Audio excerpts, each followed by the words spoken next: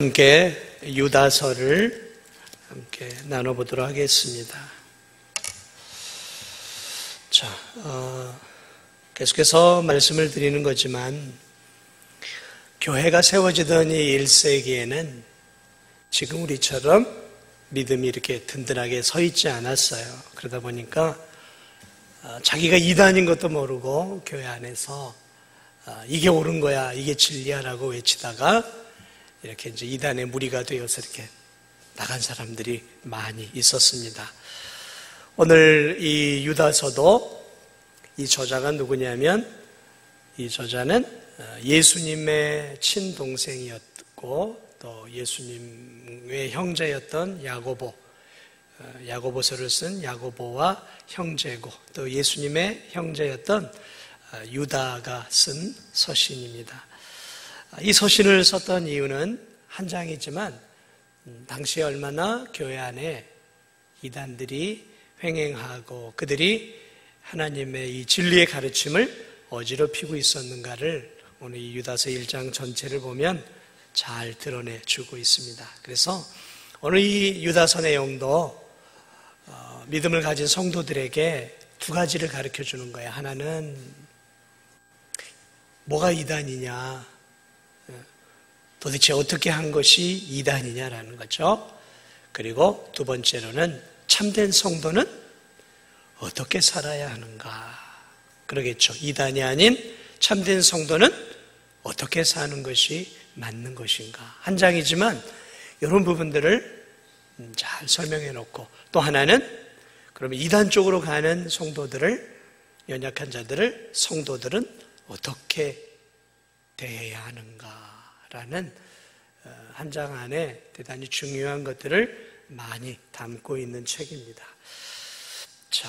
이 교회 안에 이 거짓 교사들, 이단의 특징을 오늘 우리가 함께 좀 살펴보겠습니다. 첫 번째 특징은, 이단들의 특징은 경건하지 않습니다. 우리 4절을 함께 읽어보겠습니다. 시작.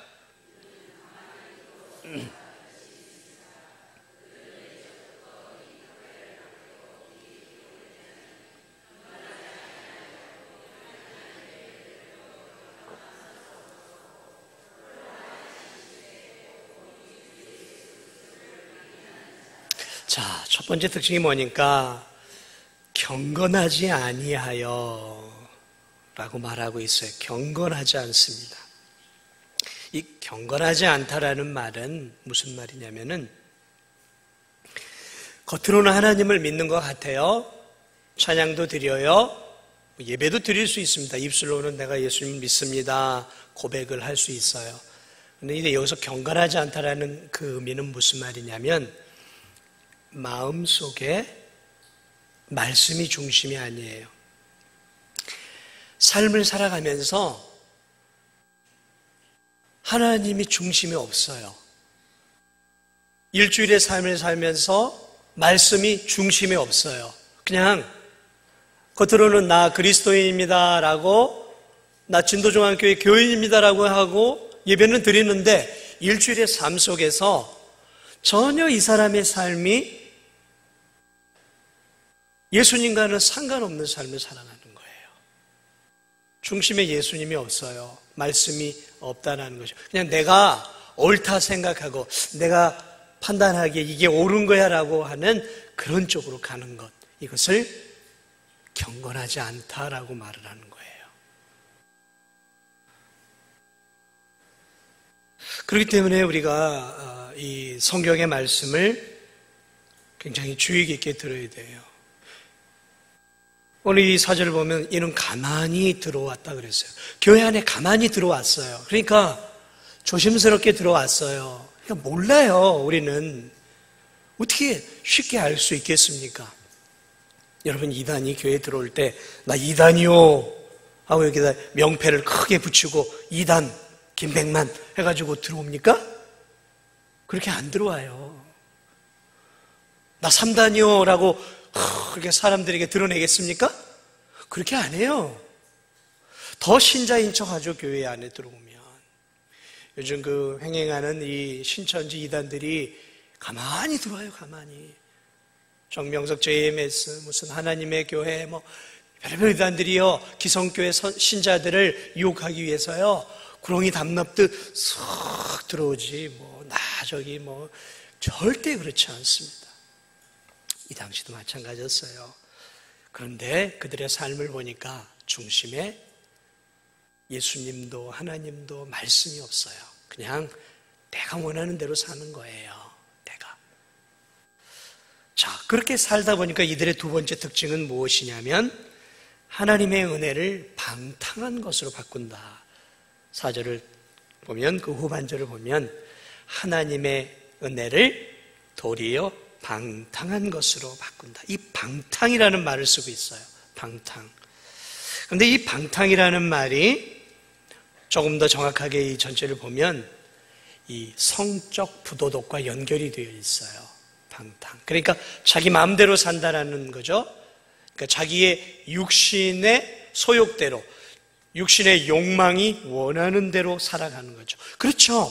당연하지 않겠어요? 내가 내 인생의 중심이니까 내가 원하는 대로 살면 당연히 타락한 내 육신의 욕망대로 살아가는 것이죠.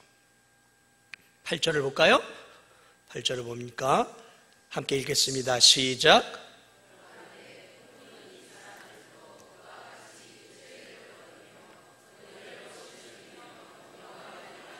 자, 여기서 육체를 어떻게 한다고요?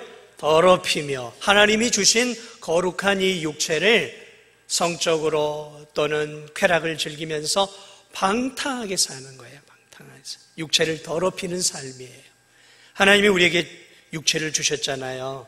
그런데 이 육체를 정결하고 성결하게 가꿔야 되는데 오늘 이 거짓 교사들은 이 육체쯤이야. 어차피 내가 천국 가면 이 육체는 썩어서 흙으로 돌아갈 건데 이 육체 가지고 먹고 마시고 즐기고 내 맘대로 살면 어때? 라는 거죠. 이게 당시의 이단들의 특징이었어요. 10절을 볼까요? 10절 시작.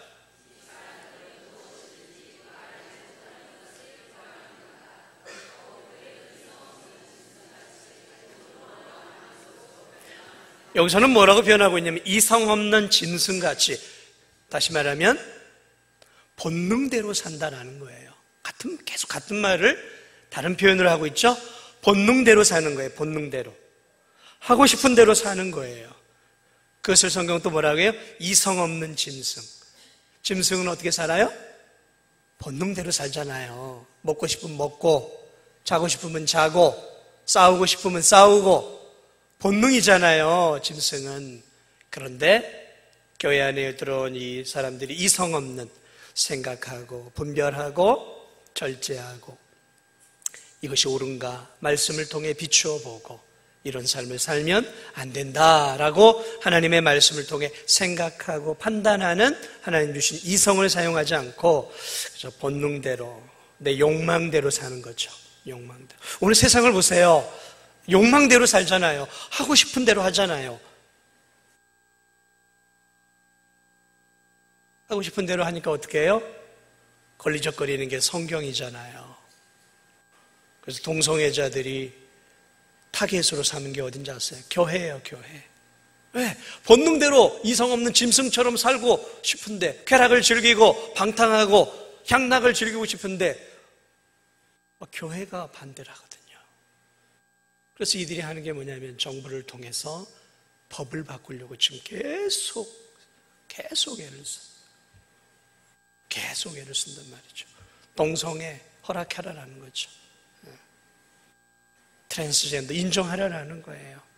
동성결혼 인정하자라는 거예요. 이성 없는 짐승으로 살자라는 거예요. 그걸 법제화하자라는 거예요, 지금. 여러분, 지금 우리나라가 지금 제정신이 아닙니다. 정상이 아니에요. 정상이 아니에요. 뭐 어때? 그냥 내 안에 배 안에 있는 아기도 이거 뭐 필요 없고 내가 힘들면 그냥 낙태시켜버리면 되지. 낙태법규리 지금 계속해서 허용되고 있잖아요. 아유, 어때? 서로 합의만 하면 불륜을 하든 뭘 하든 어때? 지금 그게 허용됐잖아요. 합의만 하면 외간 남자, 외간 여자가 사랑을 해도 건들 수가 없어요, 지금은. 어떻게 할 수가 없어요, 경찰도. 이성 없는 짐승대로 살자라는 거예요, 이게. 이게 이단들의 특징이었어요, 당시. 16절 보세요. 지금 계속 그 얘기하고 있는 거예요. 16절 시작. 이 사람들은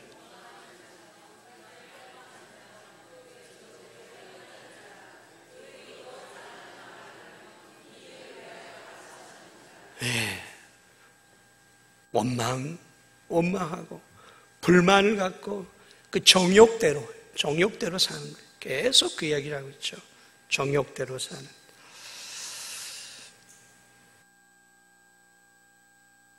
한 절만 더, 많지만 한 절만 더 보겠습니다. 19절 한번 보겠습니다. 19절 시작.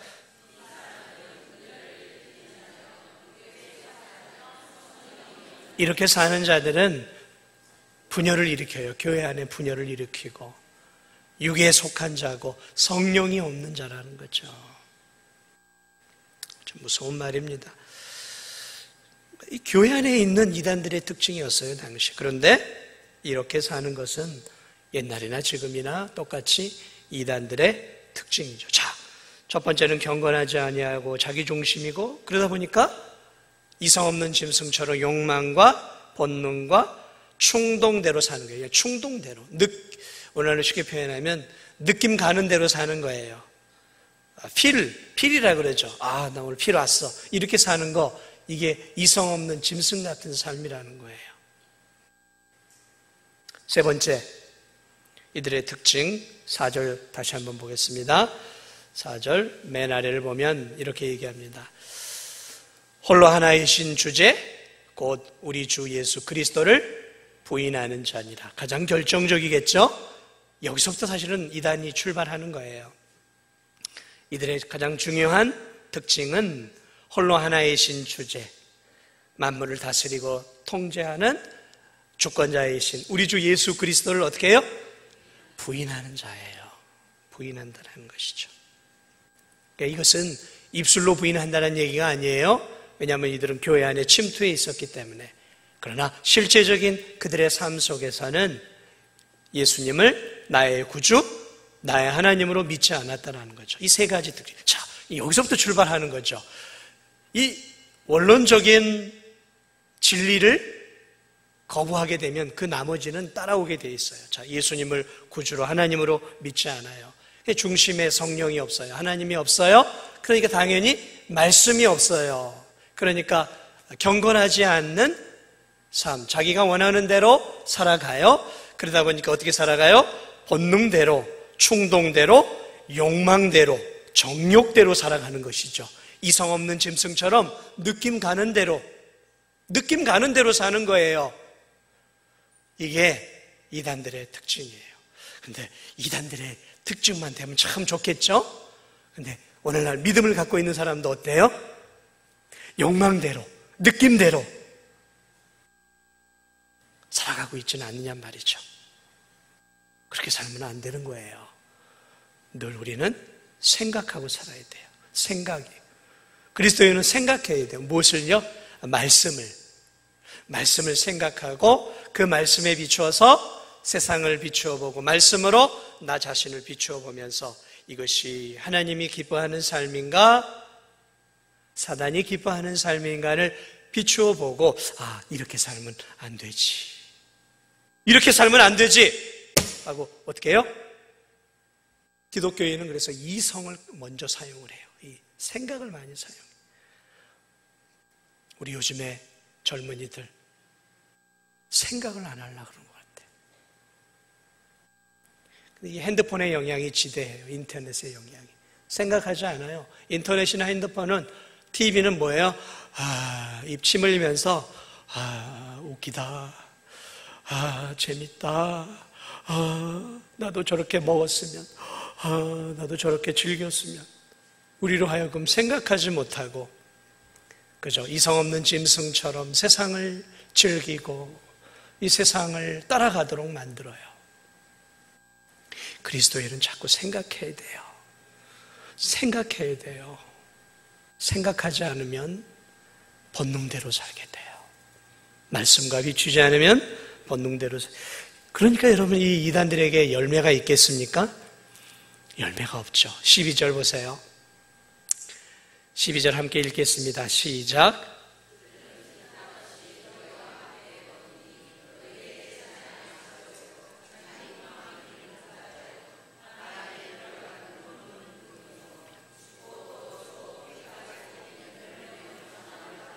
계속 자기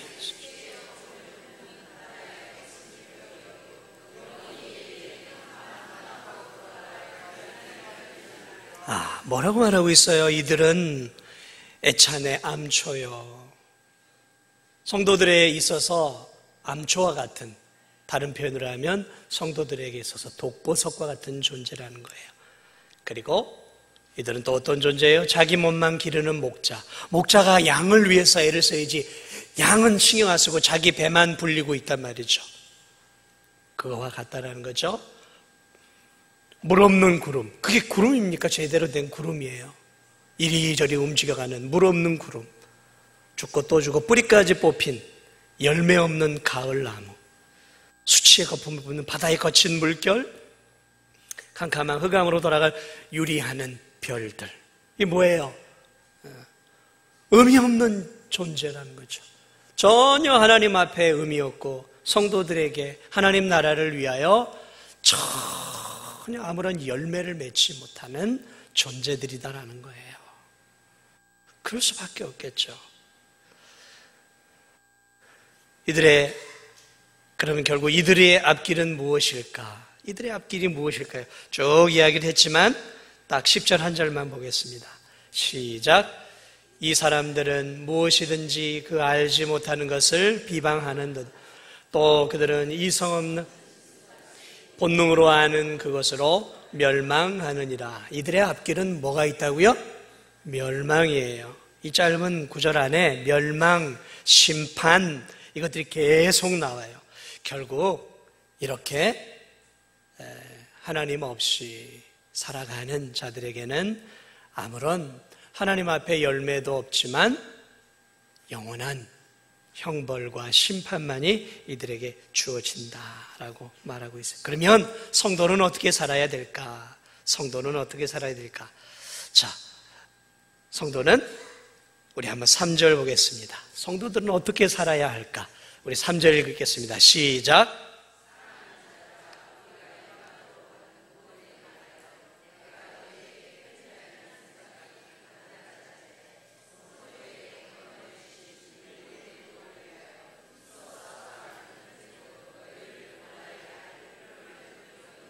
아, 3절을 보니까 단번에 주신 믿음의 도를 위하여 성도에게 하나님이 우리에게 믿음의 도, 구원의 은혜를 단번에 주셨어요.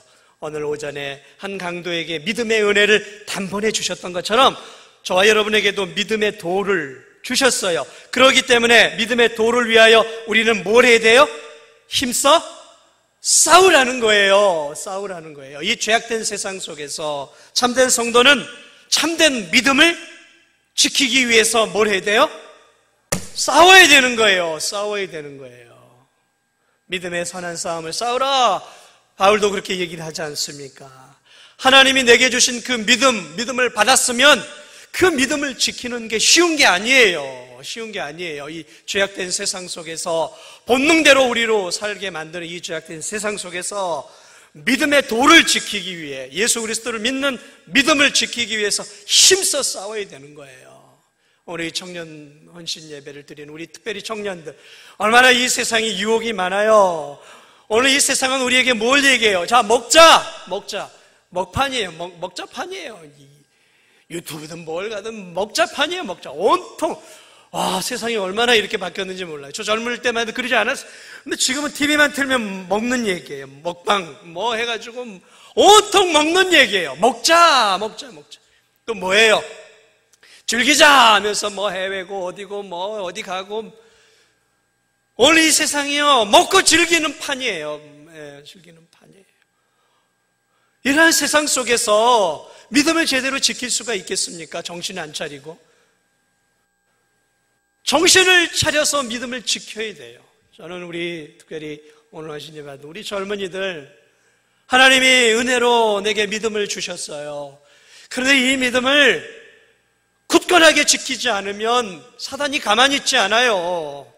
사단이 뭐 바본 줄 알아요? 힘이 없는 줄 알아요? 얼마나 믿음을 가진 우리 청년들을 향해 불화살을 쏘아대요.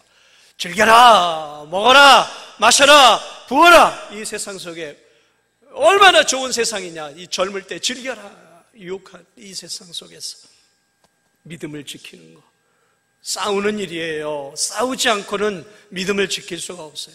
우리 청년들만이 문제가 아니죠. 우리 젊은 집사님들도 마찬가지예요. 연세 드신 분들도 다 그 나이, 그 연령대에 유혹들이 있어요. 믿음을 흔들어요. 우리와 함께 신앙생활 하던 성도들 가운데 흔들리는 그 믿음 제대로 지키지 못해서 주저앉아 있는 성도들이 있잖아요. 얼마나 안타까운 일입니까? 힘써 싸워야 돼요. 이단들이 성도들의 믿음을 흔들어요. 세상이 우리의 믿음을 흔들고 있단 말이죠. 20절 보세요. 20절에는 뭐라고 말하고 있습니까? 20절 읽겠습니다. 시작. 사랑하는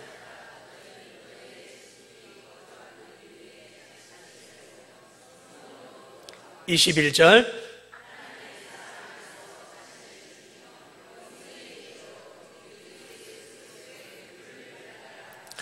여기도 계속해서 반복되는 말이죠. 사랑하는 자들아, 사랑하는 전도중앙교회 성도들아, 너희는 너희의 지극히 거룩한 믿음 위에 자신을 세우며 흔들리지 말고 굳게 서서 내 믿음을 세우라는 얘기죠. 세워가라는. 성령으로 기도하며 성령으로 기도하요. 내 믿음을 세워가기 위해서 기도하셔야 돼요. 기도하는 것은 성령으로 기도하는 거예요. 내 믿음을 세우기 위해서, 여기 세운다는 말이 전체 이 주동사예요. 주동사. 다시 말하면 똑같이 배열이 되어 있지만 한 동사를 향해서 지금 여러 개가 가고 있는 거예요. 근데 그 주동사는 뭐냐면 너 자신을 세워라, 믿음을 세우라는 거예요. 그런데 어떻게 세워가느냐? 먼저는 성령으로 기도하며 세워가라는 거예요. 성령으로. 그러니까 기도하지 않으면 우리가 이 땅에서 우리의 믿음을 제대로 세울 수 없다라는 얘기예요. 사랑하는 성도님들, 기도하고 계시죠? 기도하셔야 돼요. 교회에서도 기도하셔야 되고, 교회가 정한 기도의 시간에도 나와 기도해야 될 뿐만 아니라 나오지 못해도 집안에서, 직장에서, 삶의 현장 속에서 늘 부르짖어 하나님께 기도하고 은혜를 구하면서 내 믿음이 흔들리지 않도록, 내가 하나님 말씀대로 살 수 있도록, 내게 주어진 학업과 공부와 또 직장의 현장 속에서 하나님 믿음을 놓치지 않고 바른 믿음을 가지고 살 수 있도록 주님 도우소서 하고 늘 기도해야 돼요. 기도해야 돼요. 참된 믿음은 성령으로 기도하는 기도 가운데 세워지는 거예요. 우리 청년들 기도하셔야 돼요. 기도해야 돼요. 하나님 앞에. 사랑하는 우리 성도님들 기도해야 돼요. 이 교회가 살려면 기도하는 기도의 일꾼이 많아야 돼요. 기도하셔야 돼요. 정말. 목사가 기도 잘 안 하니까 여러분들도 기도 안 하시는 거예요? 내가 저 김백만 목사가 기도 열심히 하면 나도 열심히 할 거야. 그런 분들이 계셔요? 알겠습니다. 제가 더 열심히 기도하겠습니다. 제가 열심히 기도할 테니까 여러분들도 기도하셔야 돼요. 기도하지 않으면 내 믿음 설 수 없어요. 또 뭐가 있습니까? 계속해서 21절을 보니까 하나님의 사랑 안에서 자신을 지키며 영생에 이르도록 우리 주 예수 그리스도의 긍휼을 기다리라. 얼마나 좋은 말씀들입니까? 하나님의 사랑 안에서 우리 자신을 지키고 죄악된 세상으로부터 우리 자신을 지키고 영생에 이르도록 우리 주 예수 그리스도의 긍휼을 기다리라. 이 뭐예요? 재림을 소망하며 살자라는 거예요. 예수 그리스도의 긍휼, 이 재림을 얘기하는 거예요. 재림을 소망하면서. 여러분, 초대교회 성도들은 오늘날 성도들하고 다른 하나의 특징이 있었는데, 그들은 예수님의 재림을 늘 임박하게 올 것이라고 믿고 예수님의 재림을 사모하며 살았어요. 그런데 지금 2000년이라는 시간이 흘렀잖아요. 아직도 오시지 않았단 말이죠. 그러니까 오늘날 성도들은 예수님의 재림에 대한 기대나 이런 것들이 없는 것 같아요. 그런데 성경을 보면 성경은 언제나 우리에게 예수님의 임박한 재림을 사모하면서 깨어서 예수님의 재림을 소망하며 믿음으로 살라 말하고 있습니다. 왜요? 임박한 재림을 바라볼 때 우리가 이 죄악된 세상 속에서 정신을 차리고 살 수 있기 때문에 그래요. 예수님 멀었어, 오시려면 멀었어, 이렇게 생각했던 10처녀 가운데 5처녀는 기름을 준비하지 않고 졸았죠. 그러나 곧 오실 거야, 신랑을 맞으러 가야 돼 하고 기름을 준비하고 있었던 5처녀는 예수 그리스도의 신랑의 오심에 즉각적으로 깨어나 영접하게 되어지죠. 이것은 우리에게 예수 그리스도의 오심이 가까이 왔음을 늘 깨어서 우리가 정신을 차리고 살라라고 말씀하고 있는 것입니다. 사랑하는 여러분, 그리고 우리 청년들, 오늘 우리가 해야 할 일이 무엇일까요? 먼저는 우리가 예수 그리스도 위에 믿음의 집을 잘 져야 합니다.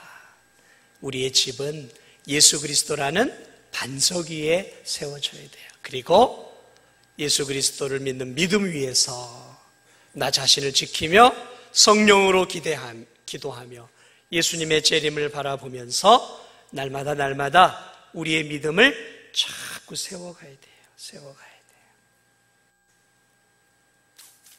우리 청년들이 특별히 기도 많이 했으면 좋겠어요.